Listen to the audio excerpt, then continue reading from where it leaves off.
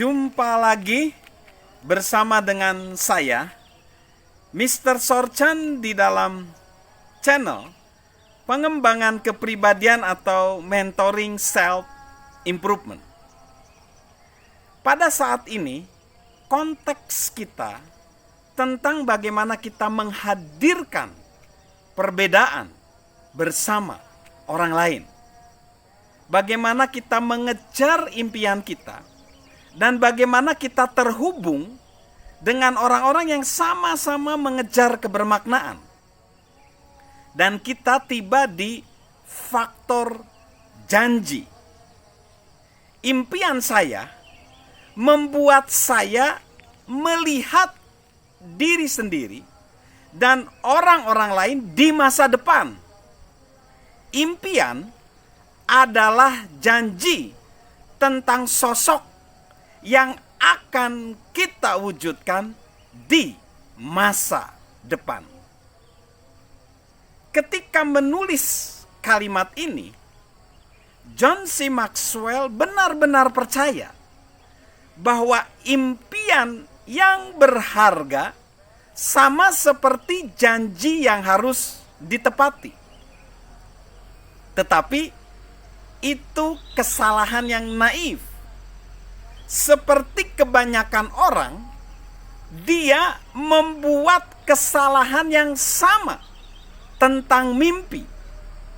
Dia berpikir, jika kita mempercayainya, kita bisa mencapainya. Tetapi itu tidak selalu benar. Mimpi membutuhkan mitra, yaitu komitmen. Mimpi membutuhkan mitra, yaitu komitmen. Impian memang gratis, tetapi perjalanan untuk mewujudkan impian tersebut tidak gratis. Kita harus berupaya mewujudkan impian, karena impian tidak akan terwujud dengan sendirinya. Kita harus bekerja bersama-sama untuk impian itu. Impian adalah janji tentang sosok yang bisa kita wujudkan. Tetapi komitmen adalah realitas tentang sosok diri kita nanti. Apa yang dimulai sebagai janji akan berakhir sebagai komitmen. Pertanyaan refleksinya, sudahkah kita berkomitmen kepada perjalanan mencari kebermaknaan dengan janji hebat untuk kita dan untuk orang lain? So guys, sahabat Mr. Sorchan, banyak orang bisa mengucapkan janji, tetapi mewujudkan janji itu hal yang berbeda banget. Perlu komitmen, perlu realitas mewujudkan komitmen, perlu realitas mewujudkan impian, dan butuh komitmen, butuh daya juang yang keras. Itu adalah faktor janji. Lalu sekarang faktor ajakan. Ya, saya punya impian. Impian itu lebih besar dari anugerah manapun yang saya dapatkan. Besarnya seluas dunia, tetapi dimulai dengan satu impian. Bersediakah Anda bergabung dengan saya? Kita semua sebenarnya mendapatkan keberuntungan masing-masing dalam hidup. Tetapi keberuntungan yang paling bagus adalah keberuntungan koneksi. Mengapa demikian? Karena siapa saja orang yang terhubung dengan kita adalah hal yang terpenting.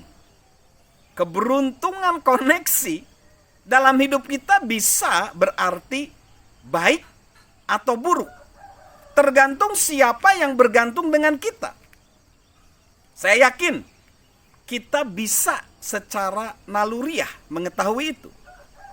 Pernahkah kita bertemu dengan orang yang bekerja sama dengan kita dan mempermudah jalan kita untuk membuat perbedaan? Dan pernah kita berharap enggak ketemu lagi sama orang-orang yang orang-orang tersebut menghalangi kemampuan kita untuk kita membuat perbedaan. Saya yakin kita semua pernah. Sepanjang hidup saya juga terhubung dengan banyak orang. Mulai ketika karir saya sebagai guru, sebagai pemimpin di sebuah komunitas, sebagai dosen, sebagai profesi yang memimpin orang. Tetapi sebenarnya kita nggak harus menjadi pemimpin dalam bentuk formal ketika kita mengajak orang melakukan hal yang bermakna. Kita hanya perlu berkomitmen pada tujuan dan bersikap terbuka untuk bekerja sama dengan orang lain untuk mencapainya. Jika kita berpikir kepemimpinan adalah tentang mengajak orang untuk mengikuti kita, itu bagus sih. Tetapi lebih bagus lagi jika kita berpikir adalah kepemimpinan itu mengajak orang-orang menuju tujuan yang besar. Dan kita, kalau bisa mengajak orang ke tujuan yang besar, kita punya potensi yang besar sebagai pemimpin. Mengapa? Karena jika alasan hidup kita cukup besar, ya, dan membuat orang lain bersemangat, terutama mereka yang punya hasrat dan impian yang sama dengan kita, itu bukti bahwa kita punya alasan besar. Karena begini, besarnya alasan hidup kita menentukan besarnya tanggapan terhadap kita.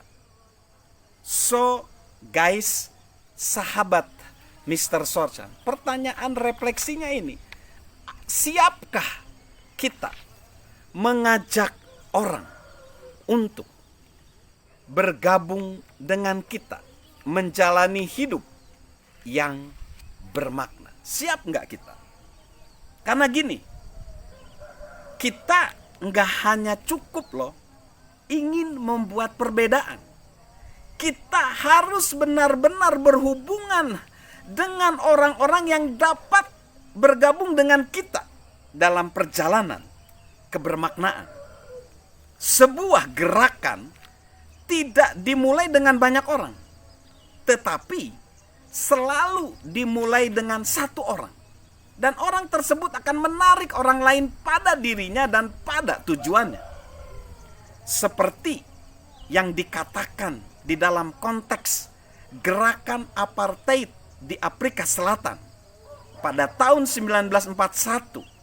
Inilah yang ditulis aktivis anti-apartheid asal Afrika Selatan Walter Sisulu. Tentang Nelson Mandela dia nulis gini, kami ingin menjadi gerakan massa, lalu suatu hari seorang pemimpin massa menjadi seorang presiden. Kami ingin menjadi gerakan massa, lalu suatu hari seorang pemimpin massa menjadi seorang presiden. Wow, 1941. Dan itu terwujud hampir 60 tahun kemudian. Karena memang Nelson Mandela menjadi presiden. So, guys, sahabat Mr. Sorchan, mari kita terhubung dengan orang-orang yang mempunyai pengejaran terhadap kebermaknaan. Dan di situ perlu faktor komitmen, janji, dan faktor tanggapan orang terhadap kita. Orang menanggapi hanya impian-impian besar. Impian kecil, biasanya orang nggak mau. Salam memiliki hidup yang penuh kebermaknaan. Salam menghadirkan perbedaan bersama dengan orang-orang lain. Dan tentunya salam sehat dari saya, Mr. Sorchan.